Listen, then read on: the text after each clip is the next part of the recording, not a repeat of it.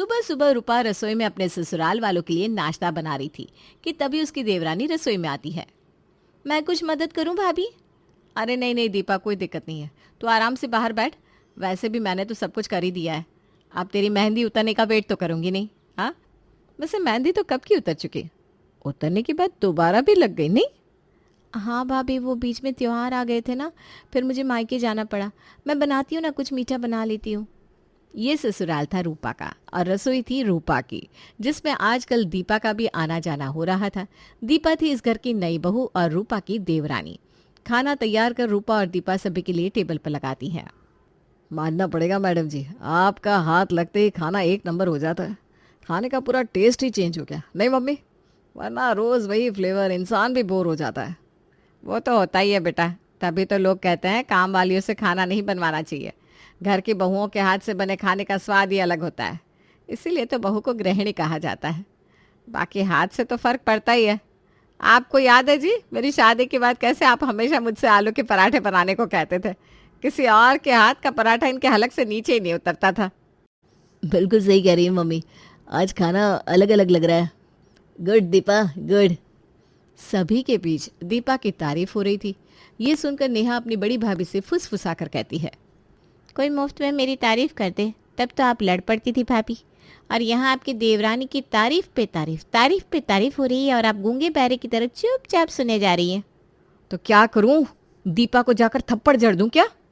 हाँ, जड़ भी सकती हैं आप। आफ्टर ऑल आप घर की बड़ी बहू है।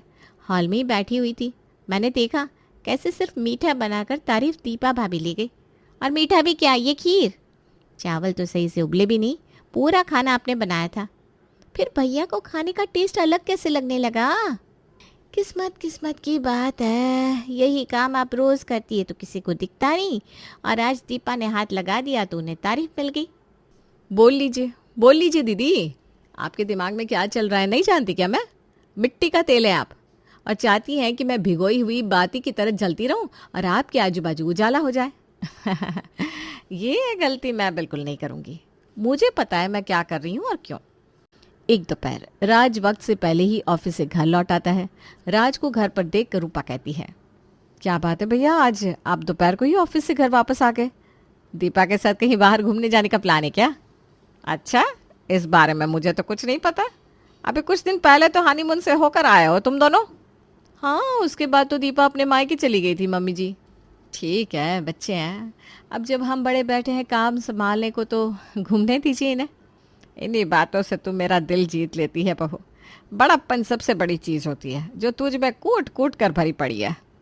अरे एक मिनट एक मिनट, आप दोनों खुद ही बोलती रहेंगी या मुझे भी बोलने देंगे? हम कहीं नहीं जा रहे मम्मी। वो दीपा का फ़ोन आया था, उसके कज़िन भाई और भाभी हमारे यहाँ आ रहे हैं शाम को, इसीलिए उसने मुझे अभी बुला लिया। अरे ये तो बहुत अच्छी बात है, जाइए जाइए भैया, आप तैयार हो जाइए। जैसे ही राज कमरे में जाता है रूपा अपनी सास से कहती है, मम्मी जी मेहमान आने वाले हैं तो उस हिसाब से खाने का अरेंजमेंट भी करना पड़ेगा ना। आफ्टर ऑल हमारे सम्मान और प्रतिष्ठा पर बात आ जाएगी, तो कुछ 5-6 हज़ार रुपये आप दे देती तो। हाँ बेटा, अभी देती हूँ, ये ले तिजोरी की चाबी, पैसे निकाल ले। नमकीन, काजू और पिस्ता तो लेते हैं आना, टेबल पर ड्राई फ्रूट्स दिखने चाहिए। नई बहू के मायके वालों की बात है, कुछ भी कमी रही तो 2 मिनट नहीं लगेंगे बात बनने में। और 5 की जगह निकाल लेती है रूपा अपनी सास की तिजोरी से 9,000 रुपये। नेहा दीदी चाह रही थी कि बेकार में मैं अपनी देवरानी से कलेश कर लूं और मम्मी जी के सामने बुरी बन जाऊं। वो 2 मिनट का तमाशा कहाँ इन पैसों के सामने टिक पाता। अब 1,000 रुपये का नाश्ता लाऊंगी और बाकी सारे पैसे जेब में। रूपा जाती है मार्केट और दुकानदार को लिस्ट देकर कहती है, ये सारी चीज़ 100-100 ग्राम तोल दो भैया। सिर्फ 100 ग्राम दीदी? कभी तो किलो 2 किलो चीज़ें लिया करो। आपको क्या मतलब है, मैं पागल हूँ क्या? अरे मैं पाव लूँ या किलो लूँ, नहीं देना है तो बोलो, मैं कहीं और जाकर ले लेती हूँ। बड़ा आया। अरे अरे दीदी, गुस्सा क्यों करती हो? डाल रहा हूँ। मेहमानों के लिए नाश्ता लाने के अलावा रसोई के लिए भी सिर्फ चखने चखाने भर चीज़ें लाकर रूपा रसोई में रख देती है। शाम को करण और प्रिया आते हैं। और कुछ लाऊं भाभी? ये सूप किसने बनाया दीदी, बड़ा अच्छा लगा सूप, ले आओ ना जरा। ये सब मेरी जेठानी ने बनाया है, भाभी अच्छा खाना बनाती है। इनके रहते मुझे रसोई को देखने की भी ज़रूरत नहीं पड़ती भाभी, लगभग सब कुछ दीदी खुद ही कर लेती है। तुम इसकी बात मत सुनो प्रिया, ये तो कुछ भी बोलती है, पगली है। तू बैठ दीपा, मैं हूं ना, मैं ले आती हूँ सूप। रूपा मेहमानों की अच्छी खासी मेहमान नवाजी करती है, पर इस मेहमान नवाजी का नतीजा कुछ और ही निकल जाता है, क्योंकि आजकल लोग कुछ ज़्यादा ही शातिर हो गए हैं। किसी ने कुछ बुरा किया तो वो बुरा तो होगा ही, पर अगर कोई अच्छा कर रहा है तो उसकी अच्छाई सबसे पहले कटघरे में खड़ी की जाती है। कुछ ऐसा ही दिमाग प्रिया भी लगा रही थी। रात को प्रिया दीपा से कहती है, आपकी सास तो आपको बहुत मानती है दीदी। हाँ भाभी, इस पे तो कोई शक नहीं है। मम्मी जी हो या ये हो या मेरे जेठ जी, सभी बहुत मानते हैं मुझे। तो फिर आपकी सास तिजोरी की चाबी आपको नहीं देती? नहीं, तिजोरी की चाबी तो सिर्फ मेरी जेठानी के हाथ में ही जाती है, वो भी सिर्फ हिसाब किताब के काम के लिए। आपको पता है ऐसा क्यों है? क्योंकि उनके हाथ में है रसोई। जैसे कि राजनीति में जनता का साथ हो तो ही आपको सत्ता दिला सकता है, वैसे ससुराल में रसोई आपको सत्ता दिलाती है। और उस रसोई से न जाने आप क्यों दूर है। काम से बचना है तो बाद में बच लीजिएगा, पर अभी अपने ससुराल वालों का दिल जीतिए। आपकी हालत मुझे उस एम्प्लॉय जैसी लग रही है जैसे 5,000 मुफ्त में दिए जा रहे हैं ताकि वो कभी भी लाख रुपए की नौकरी ना कर पाए। अपनी काबिलियत समझिए दीदी। मैं कुछ समझी नहीं भाभी। आपको पता है आपके जेठ जी को कैसी दाल पसंद है या आपके ससुर को कैसे चावल? राज जी को ही ले लीजिए, उन्हें कैसी रोटियां पसंद है पता भी है आपको? नहीं, पर ये आपकी जेठानी को अच्छी तरह पता है। और जब तक आप ये चीज़ें सीखेंगे तब तक आपकी जेठानी एक और पद चढ़ जाएगी। सभी तो यही कहेंगे ना, दीपा को जो कुछ भी सिखाया है रूपा ने सिखाया है। जब धन संपत्ति बांटने की बात आएगी तब इन्हीं बातों को उठाया जाएगा। जिंदगी भर आपको किसी के नीचे दब कर रहना है क्या? हाँ, इतना तो मैंने सोचा ही नहीं था भाभी। सच में इसे कहते हैं एक्सपीरियंस। ये सब रसोई की रास लीला है दीदी, धीरे धीरे आप भी सीख जाएंगी। अगली सुबह दीपा जाती है रसोई में। चलो, रसोई का मुंह तो देखा तुमने, वरना मुझे लगा हमेशा की तरह नाश्ता बनाने के बाद दर्शन होंगे। अब आ गई हो तो आटा लगा दो और सब्जियां काट दो, बाकी मैं देख लूंगी। आटा लगाना तो जानती होगी ना? क्यों भाभी, मैं पूरा खाना ही बना दूंगी, इसमें क्या है। ऐसे भी आप अभी तो अचार डाल रही है ना? कौन सा अचार है? अच्छा, लहसुन का है, पापा जी को बड़ा पसंद है ना भाभी? हाँ, पापा जी के लिए ही डाल रही थी। अच्छा, तुम आटा लगाओ और सब्जियां काटो। खाना तो तुमसे बनवा लूँ मैं, पर पता नहीं तुम कैसी सब्जी बनाओगी नहीं बनाओगी, घर वालों को पसंद आएगी कि नहीं। बेकार में सब चिढ़ जाएंगे। आधे घंटे में सभी नाश्ता मांगने लगेंगे। अब कब मैं तुम्हें सिखाऊंगी और कब खाना बाहर लगेगा। ये सब फ्री टाइम में करने वाली चीज़ें हैं। अभी बहुत बिजी हूँ मैं, सवेरे सवेरे ना टाइम बहुत कम रहता है मेरे पास। पर आपको मुझे सिखाना ही क्यों है भाभी? मुझे तो पता है राज जी ज़रा कच्ची रोटियां खाते हैं, मतलब वो रोटियां जो सिर्फ तवे पर ही सेकी गई हो। आग में अगर फुलके को फुला दिया जाए तो वो फुलके नहीं खाते। पापा जी को पसंद है सिर्फ गोभी की सब्जी, मम्मी जी की तरह आलू गोभी नहीं। जेठ जी काली सरसों और लाल मिर्च की छौंकी हुई दही के साथ रोटी खाना पसंद करते हैं। और भी बताओ या शक दूर हो गया आपका? आप आराम से अपना काम कीजिए, नाश्ता मैं बना लूँगी। और वक्त पर सभी का नाश्ता बनाकर दीपा टेबल पर पहुंचा देती है। मान गए भाभी आपको, एक ही दिन में अपनी देवरानी को ट्रेन कर दिया आपने। गुरु भी अपने चेले को सारा ज्ञान नहीं देता, पर यहाँ तो आपने सारा ज्ञान गुण सब सिखा दिया दीपा भाभी को। पर अफसोस ये कि अब आपको पूछेगा कौन? अरे पर मैंने कुछ बताया ही नहीं उसे। कहीं आपने तो नहीं बता दिया? मुझे तो लगा था अभी इन चीज़ों को सीखने में दीपा को साल भर लग जाएगा और इतने दिन मुझे अकेले ही काम करते रहना पड़ेगा। पर ये तो एक ही दिन में रसोई की सारी नॉलेज लेकर आ गई। कोई बात नहीं, मुझे क्या, मेरे लिए तो अच्छा ही है। करे काम, मेरा काम हल्का हुआ। मैं भी ज़रा देवरानी आने का आनंद ले लूँ। दीपक को तो नया नया जोश चढ़ा था अच्छी बहू बनने का। रूपा के रसोई में जाते ही वो उसके बगल में आकर खड़ी हो जाती और दूसरे स्टोव पर कुछ न कुछ बनाने चढ़ा देती। तुझे दिख रहा है ना मैं यहाँ काम कर रही हूँ, तो बार बार मेरे बगल में आकर क्यों खड़ी हो जा रही है? 10 मिनट में खाना नहीं परोसना है हमें, 1.5 घंटा है हमारे पास। मैं एक बार यहाँ दूध उबाल कर हटा दूँ, उसके बाद तू कर लेना अपना काम। दो काम क्या आ गए, अपने आप को मास्टर शेफ ही समझने लगी तू तो। तुझे पता भी है कौन कितने बजे क्या खाता है? बेकार में हड़बड़ा रही है। अभी खाना बना कर रख देंगे हम, तो खाने के वक्त तक तो खाना ठंडा हो जाएगा। दोबारा गर्म करके सबको परोसना पड़ेगा, और दोबारा गर्म किया हुआ खाना इस घर में कोई नहीं खाता। कितना भी दिमाग लगा लीजिए भाभी आप, पर रसोई में तो आपको राज में करने दूंगी नहीं। जानबूझकर दीपा पसीना पोंछने का ड्रामा करती हुई बाहर हॉल में आती है और पंखा चालू करके बैठ जाती है। इतनी ठंड में रामपुर पहुंच जाएगी क्या बहू मुझे? तो इतनी ठंड में पंखा क्यों चालू कर दिया तूने? सुबह से रसोई में लगी हुई ना मम्मी जी, इतनी गर्मी लग रही है कि क्या बताऊं। बस 2 मिनट पंखे में खड़ा रहने दीजिए, तब तक कुकर की सीटी आ जाएगी, फिर रसोई में जाना ही होगा ना।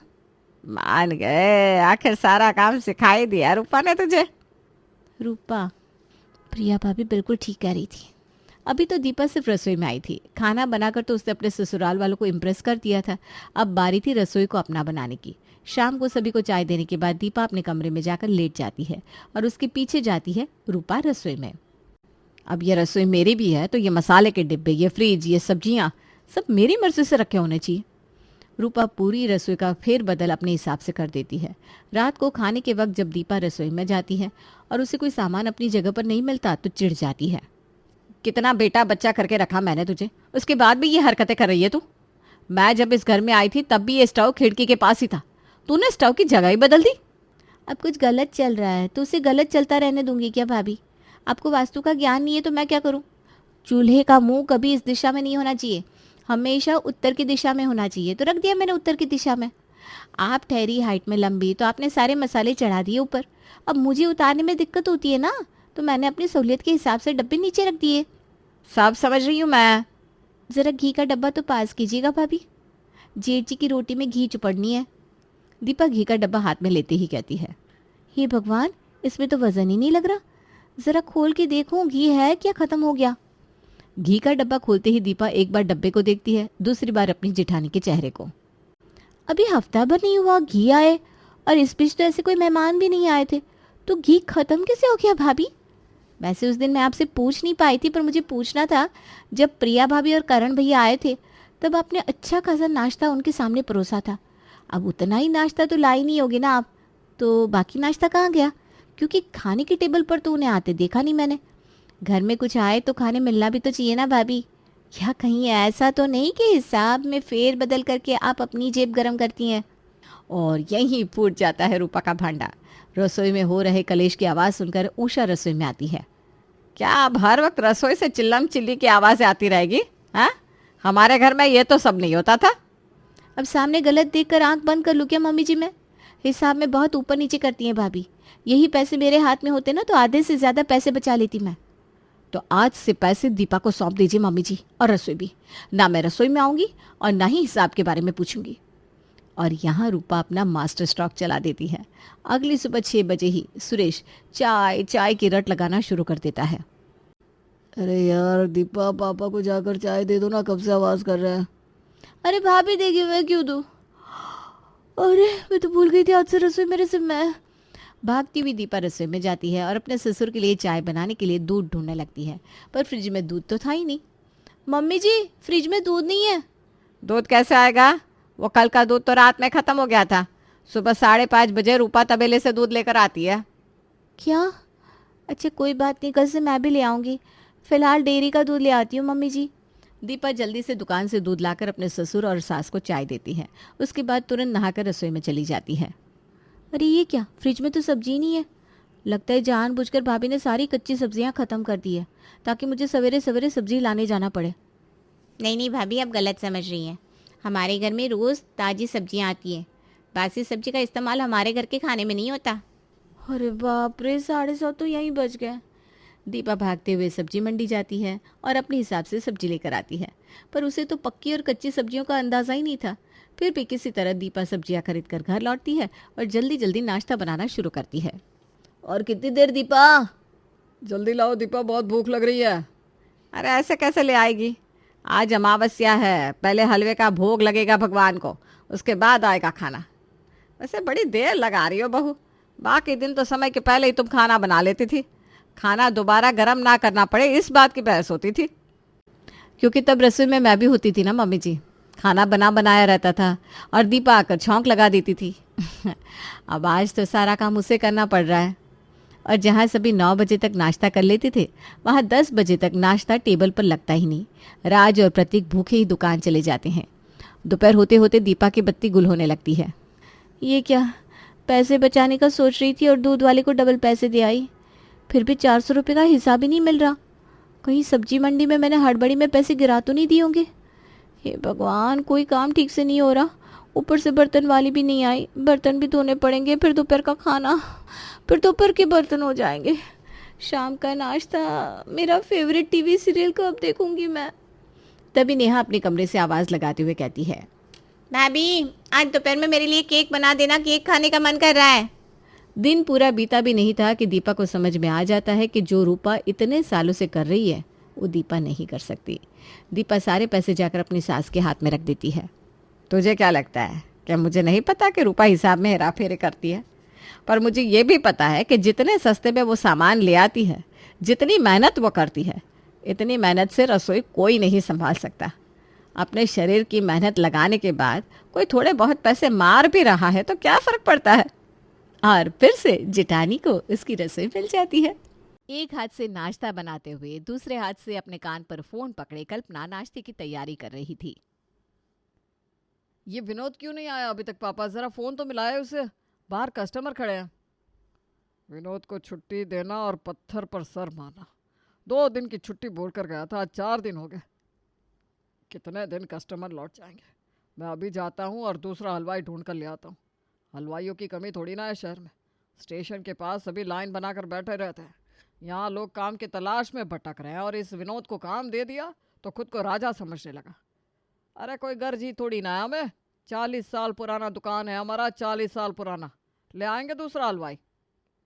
अरे आप ना बीपी मत बढ़ाइए, पहले खाना खा लीजिए, कहीं भागे नहीं जा रहे हलवाई।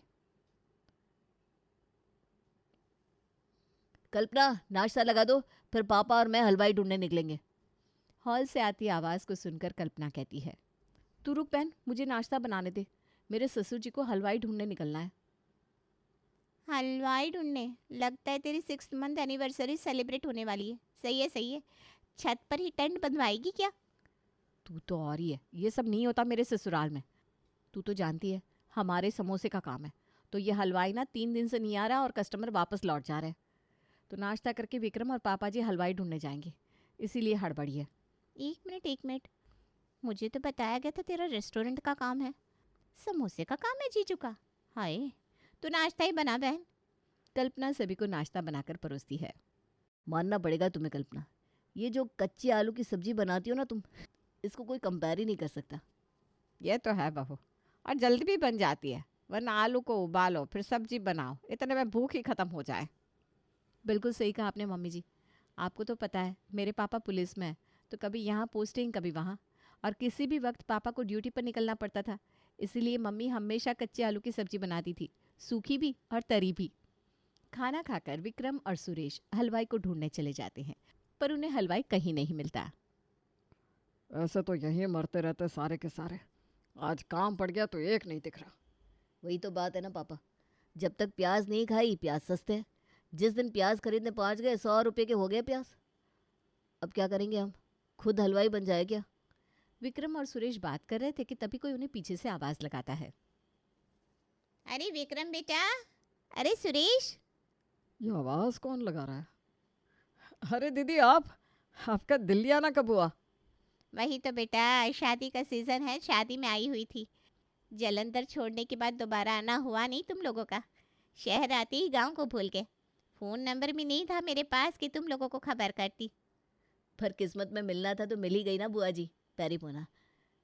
शादी अटेंड कर ली, अगर करनी बाकी भी है तो रहोगी आप हमारे ही घर। हम भी तो पड़ोसी धर्म निभाएंगे कि नहीं? और अपने गांव की पड़ोसन किरण को लेकर बाप बेटे वापस घर लौट आते। अच्छा पापा जी, मिल गई हलवाई? आप इन्हें घर ले आए, यही सही किया। यहीं रहेंगी, खाएंगी पियेंगी तो छुट्टी का झमेला ही नहीं है।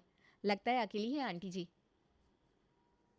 माफ़ करिएगा दीदी, ये कुछ भी बोलती है। अरे बेटा, ये हमारे जलंधर वाली बुआ जी हैं, और वहाँ हमारे घर के बाजू में ही रहती थी। मेरी तो यही ननद थी, यही सास थी। पैर छुओ बुआ जी के। ओह सॉरी बुआ जी, मुझे पता नहीं था। कल्पना फौरन रसोई में जाती है और बुआ जी के लिए चाय बनाकर लाती है। अरे अरे, ये तो बड़ा बुरा हुआ बेटा, दुकान का हलवाई भाग गया। मुझे पता होता तो मैं जलंधर से हलवाई लेती आती। अभी तो शादी का सीज़न है, ऐसे में हलवाई तुझे मिलेगा भी नहीं। कम से कम हफ्ते भर तुझे रुकना ही पड़ेगा। 8 तारीख को लगन ख़त्म हो रहे हैं, उसके बाद लग जाएगा पंचक। पंचक में कोई शुभ काम होते नहीं, ऐसे ही वेले ठेले पड़े रहेंगे सारे हलवाई। जाकर उठा कर ले आना। छोटी हूँ दीदी, आपके सामने बोलना तो नहीं चाहिए, पर पंचक तो अच्छा समय नहीं होता। अशुभ समय में नया हलवाई लाना ठीक रहेगा क्या? ये लो कर लो बात। तू बताए से सुरेश, तेरे जीजा जी तो अमावस में सोने चांदी खरीद कर ले आते हैं, क्योंकि तब दाम में गिरावट आ जाती है ना। अरे धंधे को थोड़ी ना कोई छूट लगती है। नाई दाई वैद कसाई इनका छूत तक कभी ना जाई। आप इतनी दूर से आई भी बुआ जी, और हम आपको समोसा भी नहीं खिला पाए। अरे तो क्या हो गया अगर बुआ जी अपनी दुकान के समोसे नहीं खा सकती?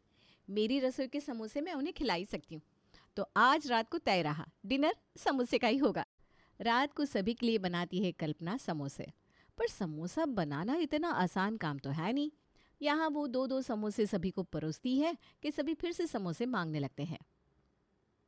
छा गए बेटा जी, छा गए। बहुत अच्छे समोसे बनाए आपने बेटा जी। अरे तो और लीजिए ना बुआ जी। कल्पना बेटा, और समोसे लिया। फिर से आलू चढ़ाने पड़ेंगे, मसाला तो ख़त्म हो गया है। सब खाने पर बैठे हुए हैं, क्या करूं क्या करूं? कच्चे आलू का मसाला बना दूं क्या? जब समोसे फ्राई होंगे तो अंदर के आलू भी सीज ही जाएंगे। ट्राई करने में क्या जाता है? अपने ही लोग हैं, पसंद नहीं आए समोसे तो उबले आलू के समोसे बना दूंगी। तब तक आलू भी उबल जाएंगे, ये ठीक है। कल्पना एक ट्रायल लेकर कच्चे आलू के समोसे बनाकर अपने घर वालों के सामने परोसती है और वहीं खड़ी रह जाती है। समोसे चखते ही सभी उसका चेहरा निहारने लगते हैं। ये क्या समोसे बना दिए तुमने कल्पना? लगता है ज़्यादा ही दिमाग लगा दिया मैंने। वापस ले जाती हूँ समोसे विक्रम जी। अरे वापस क्यों ले जाएगी? और ऐसे ही समोसे लेकर आ। इसके पहले तूने जो समोसे बनाए थे ना, उसमें वो बात नहीं थी बहू जो इसमें है।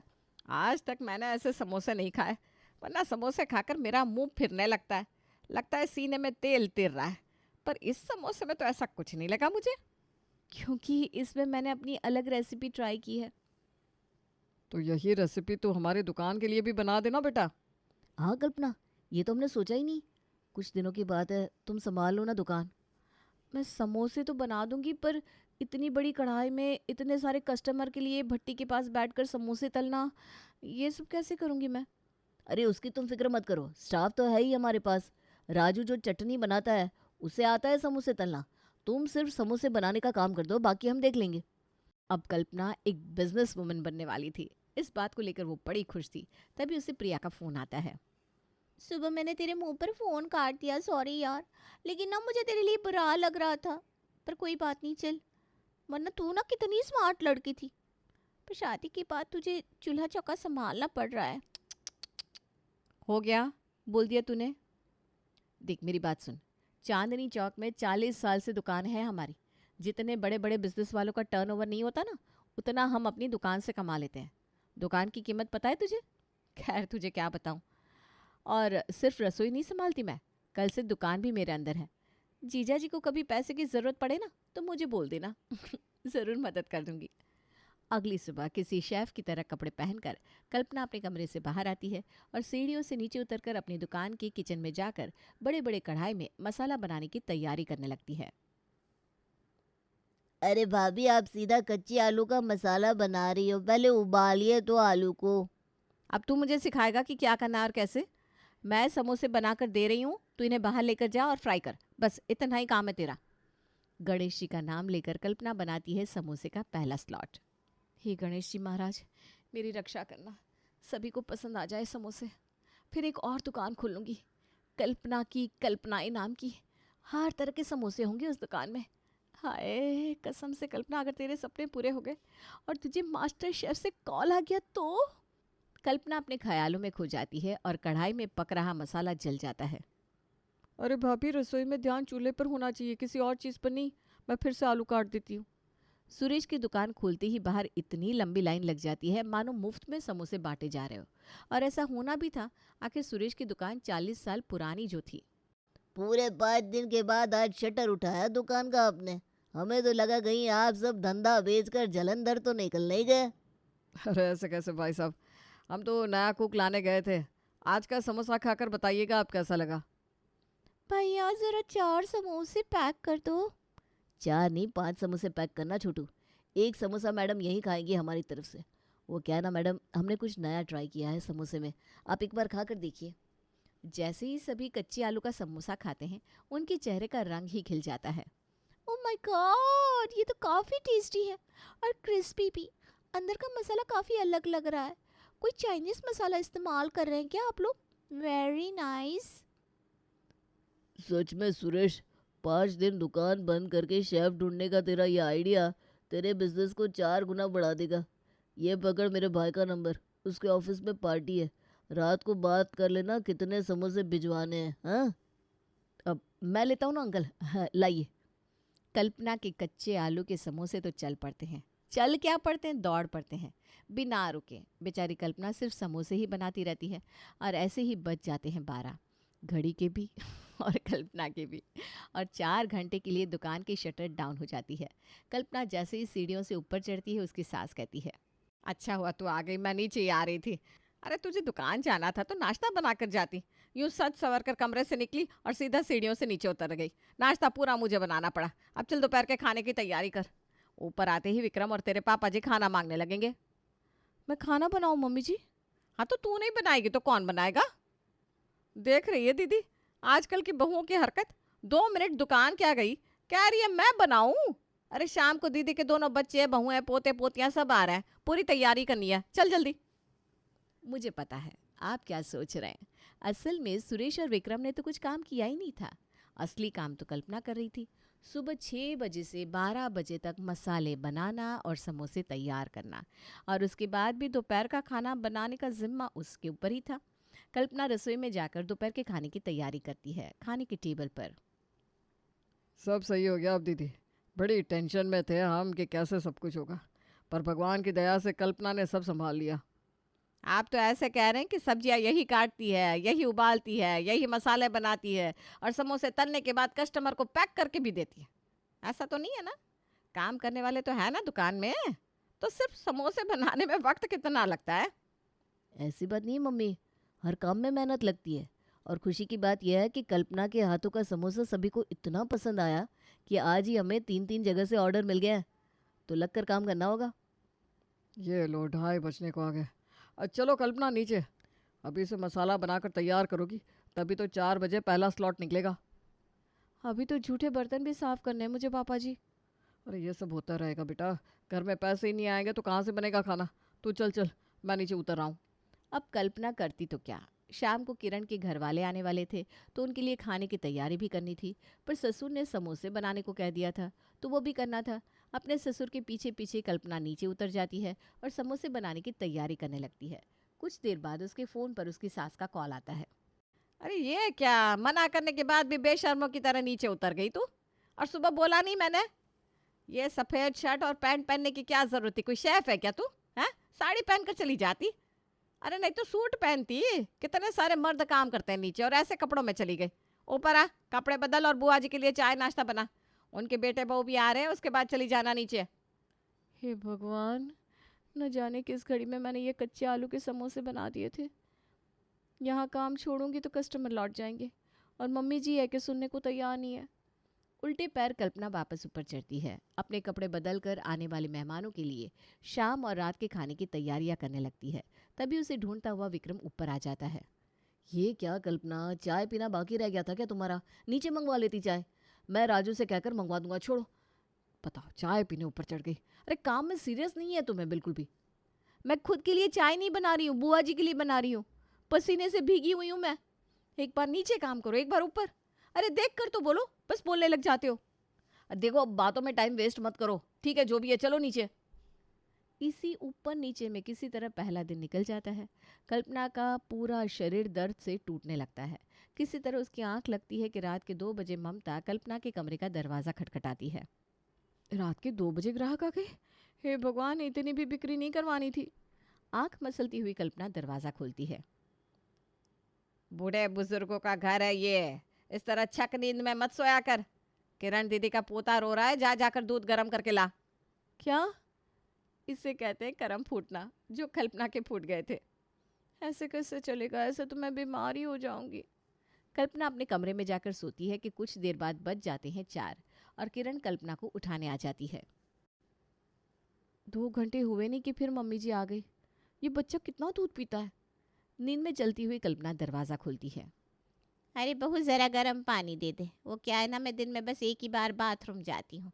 जब तक 1 लीटर गर्म पानी ना पियो मेरा पेट साफ नहीं होता। इतनी ठंड में सुबह 4 बजे कौन उठता है बुआ जी? अरे बेटा, हमेशा जल्दी ही उठना चाहिए। आजकल के बच्चे अपनी संस्कृति ही भूलते जा रहे। अब बहू उठ गई हो तो उसे सोने दे कौन। कल्पना किरण को पानी देकर कमरे में जाने लगती है कि ममता कहती है, अब उठ ही गई हो तो नाश्ते की तैयारी कर ले, वरना फिर कल की तरह बिना नाश्ता बनाए दुकान चली जाएगी। सुबह के 4:15 बजे कल्पना रसोई में खड़ी नाश्ता बना रही थी। ये तो हद ही हो गई, मुश्किल से 4 घंटे सोई हूँ मैं, जिसमें भी 2 बार उठना पड़ा। सभी का नाश्ता बनाऊंगी, फिर नीचे जाकर समोसे बनाऊंगी। माना कच्चे आलू से समोसा जल्दी बन जाता है, पर मुझे 4 लोगों के लिए समोसे नहीं बनाने, 400 लोगों के लिए समोसे बनाने। नहीं भाई नहीं, ये काम मुझसे नहीं होने वाला। या तो अब मैं रसोई संभालूंगी या फिर दुकान। नाश्ते पर सभी के सामने कल्पना इस बात को साफ साफ रख देती है। मैं इंसान हूँ पापा जी, कोई मशीन नहीं हूँ। इतने सारे लोगों के लिए समोसे बनाना कोई आसान काम नहीं होता। फिर भी किसी तरह मैनेज कर रही हूँ मैं, क्योंकि दुकान की बात है। पर अब इसके बाद रसोई मुझसे नहीं संभलेगी। अरे कैसे नहीं संभलेगी? पहले के ज़माने में तो औरतें एक हाथ से बच्चा पकड़ती थी और दूसरे में हंसुआ। यहाँ धान काटा, वहाँ पीसा और घर जाकर बनाया भी। हम 2 दिन क्या आ गए, बहू को काम भारी लगने लग गया, नहीं भाभी? अरे नहीं नहीं दीदी, ऐसी बात नहीं है। आपकी खातिर में कमी आने ही नहीं दूंगी मैं। दुकान के काम में भले 19-20 हो जाए, घर का काम नहीं छूटना चाहिए। बहू तो एक बार खाना बना दे, फिर जो करना है कर। मैं तुझे अपने घर के रसोई के लिए लेकर आई थी, तो रसोई का काम तो तू ही करेगी। रसोई का काम तो कोई भी कर देगा ममता जी, फिलहाल हलवा ही नहीं मिल रहा है तो दुकान तो बहू ही संभालेगी। विक्रम अपनी बीवी का हाथ पकड़कर उसे नीचे ले जाता है। यहाँ समोसे बनाकर कल्पना खड़ी होती नहीं कि नीचे उसकी सास उसे लेने आ जाती है। कल्पना यहाँ, कल्पना वहाँ, कल्पना ये कर, कल्पना वो कर। और इस सब में सीढ़ियों से उतरते वक्त ही कल्पना का सर घूम जाता है और वो बेहोश होकर गिर पड़ती है। ये आजकल की लड़कियाँ सच में फूल चढ़ी है, देखो कैसे बेहोश हो गई। बोलना तो नहीं चाहिए मम्मी जी, पर ये फुलझड़ी नहीं है और ये कोई मशीन भी नहीं है। मशीन भी इतना काम करेगा तो उसका इंजन घिस जाएगा। मैं भी देख रही हूँ आंटी जी किस तरह कल्पना को रसोई भी संभालनी पड़ रही है और दुकान भी। हलवाइयों की तरह काम करना पड़ रहा है इसे। कल्पना को रेस्ट की ज़रूरत है। सही कह रही है भाभी आप, पर कल्पना अगर रेस्ट करेगी तो दुकान। कुछ देर बाद कल्पना को होश आता है। अपनी रेसिपी को सीक्रेट रखने का कोई फ़ायदा नहीं है पापा जी। इस रेसिपी को लेकर मुझे राम के घर नहीं जाना। मैं राजू को बता देती हूँ कि मैं कैसे समोसे बना रही थी कच्चे आलू के। राजू और बिंदिया मिलकर मसाला बना लेंगे, बाकी थोड़ा बहुत मैं मदद कर दूंगी। तभी दरवाजे पर विनोद आता है। माफ़ कर दीजिए मालिक, बहुत बड़ी भूल हो गई। वो क्या हुआ कि मेरी बीवी भाग गई थी, इसी के चक्कर में मैं लौट नहीं पा रहा था। पर अब सब ठीक है, मैंने ना दूसरी शादी कर ली है। समोसे का मसाला तो विनोद ही बनाएगा, वो भी बहू रानी की स्टाइल में। और क्या था, विनोद अपना काम संभाल लेता है और कल्पना रसोई।